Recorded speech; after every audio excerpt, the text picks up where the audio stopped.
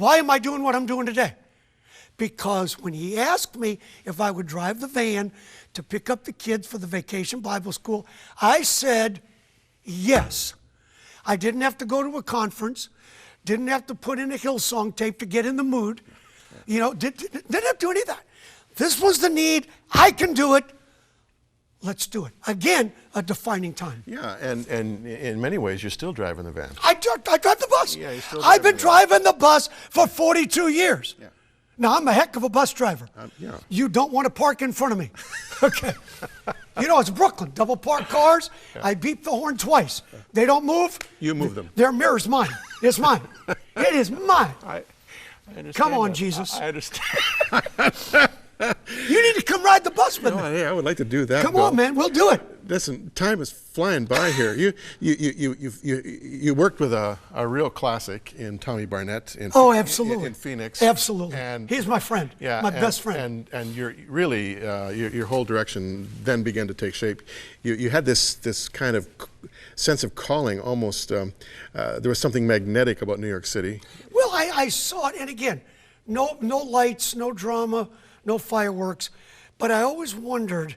I'd started in Florida, worked then with Pastor Barnett. I'm 31 years old, been an assistant pastor, never wanted to be a pastor. It's a bad job having to work with Christians. Yeah. But I saw it, and it was there. The need was there. Nobody. That was back in 1980 when inner city ministry was non-existent. Yeah. So I said, let's go. But because I was the pioneer, as you know, pioneers get shot at by the cowboys and the Indians. Yeah. You get it from both sides. Yeah. And now, of course, people have duplicated Metro Ministries all across the United States now, all over the world. Just met with the Vice President of Kenya 3 weeks ago at his request of how the government of Kenya can partner with Metro Ministries to reach the kids there. So it's been a very exciting step-by-step process that's led me to where I am today. How does Bill Wilson, the bus or the van driver, coexist with Bill Wilson, this internationally sought-after consultant? I mean, how you? What a great question. Yeah, I mean, it seems to me like there's almost an imposed schizophrenia. I mean, absolutely. How do you deal with these two worlds, and how do you not just want to explode at churches and fulminate and be angry all the time? Yeah. I went through that. I went to New York in 1980. As you know, I drive the bus. I deal with the staff. I have to go raise the money every week.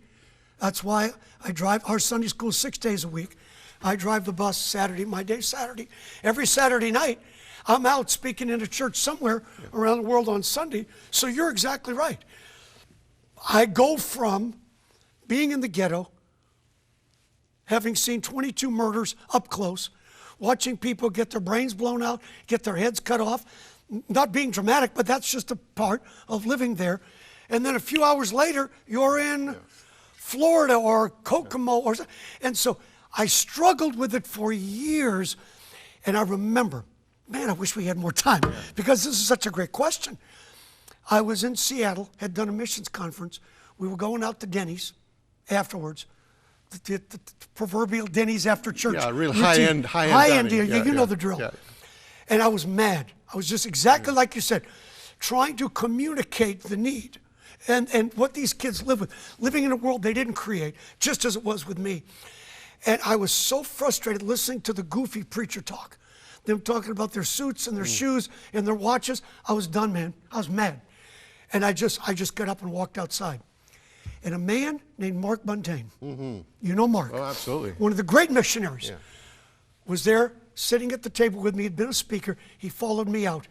We were standing in the parking lot, and he looked at me. He said, Bill, they're not bad people. He said, but they don't live the way we live. They don't see what we see. He said, you have two choices.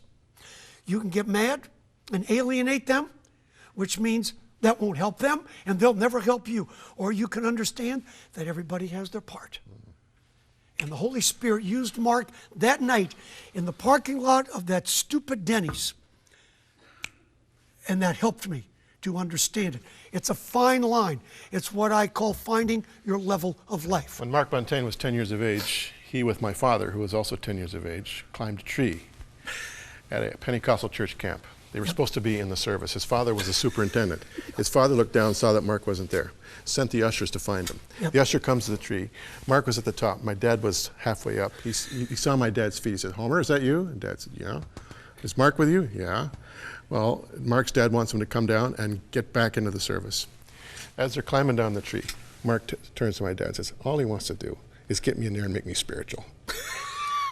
That sounds like Mark. And you know what? Yeah. That's exactly what happened. Yeah, Mark became a saint. Now, What a great guy. What a great. But that night, though, that night in the parking lot, let me tell you something. That was another defining moment for me because I was frustrated, I was angry, and now, I mean, over the years, I'm 62 years old now, been doing this for 42 years, but that night, that was a time that helped me. absolutely. Now, you're right. We need more time. We've got 5 minutes left. Tell me about Marlene. Let's show her Yeah, Marlene. the people have got to meet Marlene. Yeah, Got to see her. Yeah, let's look at Marlene here. I started first coming to Sunday school when I was about 6 years old. So that Saturday morning, I was just up. It was really early in the morning. I was just up with my friend. I was like, "Let's go when the bus is coming."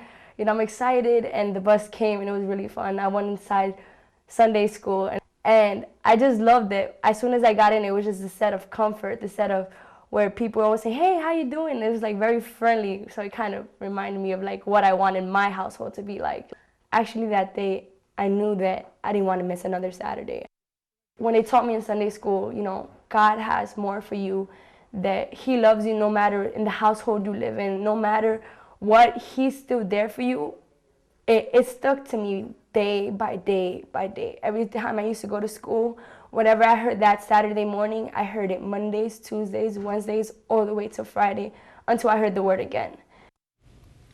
Now, that's just one little example of... And she still works on my bus. She's in college now. She's been coming since she was 6. Wow. But she works on the same bus with me that I picked her up on years ago. You've got the world's largest Sunday school. That's well over 100,000 kids on a Sunday, or Saturday and Sunday. Week, it's for the week. Or all yeah. week, yeah. But that includes kids in other parts of the world. Oh, yeah, yeah. This thing has gone, as we said earlier, when I was in Kenya a couple of weeks ago, all over the world because people have seen me on a program like this, read one of the books, and said, if it works in New York, then we need you to come and help train our people in our country to do the same thing. Now, tell me about Christmas.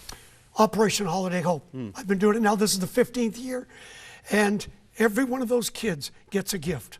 Last year, 102,490 kids came to Sunday school. Christmas week, every one of them got a gift.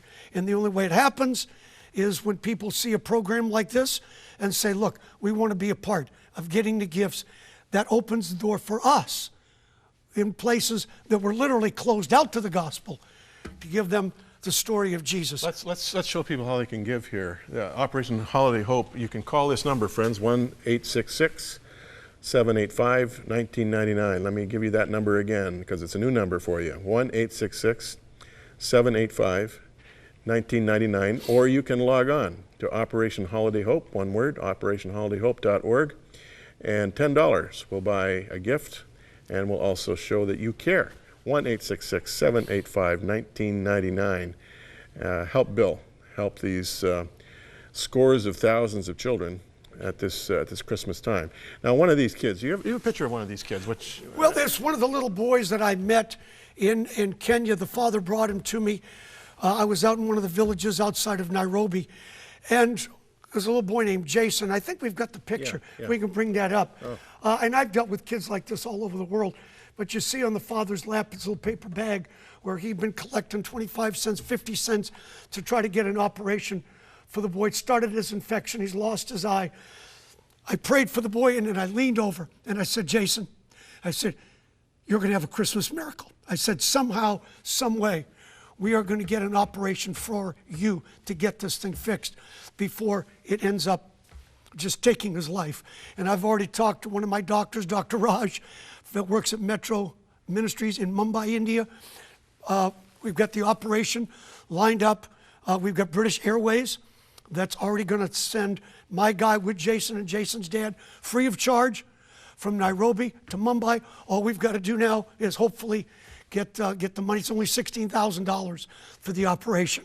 And I'm believing that somehow in the next couple of weeks, that thing's going to happen. And that, boy, that's going to be the Christmas miracle. There's going to be a lot of Christmas gifts, and a lot of kids going to accept Jesus this year for Holiday Hope. But this little boy, and I believe that we're going to get some folks that are going to step up and help make that happen. That's going to be his Christmas miracle. Let me show the page one more time, friends, just in case you missed it. It's Operation Holiday Hope, 1-866-785-1999. If you want to help with a $10 gift, or if you want to help with this operation. Operation Holiday Hope is the website.org, but you can make a huge difference at this Christmas time. Yes, sir. And Sure what a can. great opportunity to do something that is outside of the regular activity, to really reach out internationally and make a difference. Bill, thanks for coming our way. Thank you, sir. It's been Thank a you. pleasure. Again. As always, Again, to be continued. to be continued.